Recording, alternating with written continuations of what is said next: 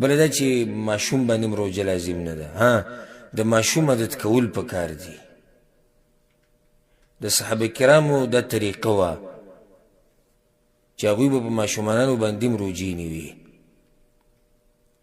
عمر بن خطاب رضی الله عنه په دور خلافت کې هغه له یو سړی راوستی شو چې هغه په روژه کې د ورځې روژې ماته کړې وه او شراب یې څښلي وو.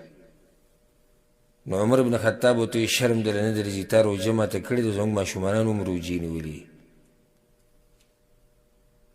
ماشوم باندې صحیح ده چې روژه لازم نه ده، خو عادت کې به او چې د عادت شي په وړوکوالي کې، نو بیا چې لوی شي د دغه عبادت سره بیا دی په پوره طریقې سره عادت یو کوي. دا بعض مور پلار بانی ګوري دا جی سکول ته ځي او دا جی کمزور دی او دا داسې دا دغه دی.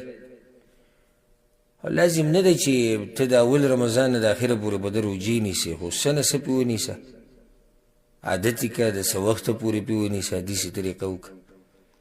او دا بانه چا چې ته جوړه نه کړه د سکول دپاره، یا دا بانه چا جوړه نه کړه د مزدورۍ دپاره، د دنیا دپاره دا بانه نشي وکړه. ته ورته جومات ته ځان سره راوله، بس یاره د هغه خوب هم ګډوډي او کمزوری ورته کیم دی، که ورته روژې پې ونیسه بس د ده وینه هم کمه ده، زیړ ورته کېدی او دا خبرې به را سټارټې کړي.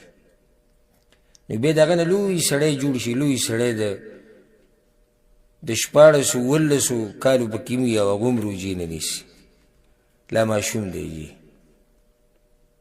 روژې به پره شوي نه نیسي، وجه دا ده چې هلته هغه په وړوکوالي کې نه یې نیولي.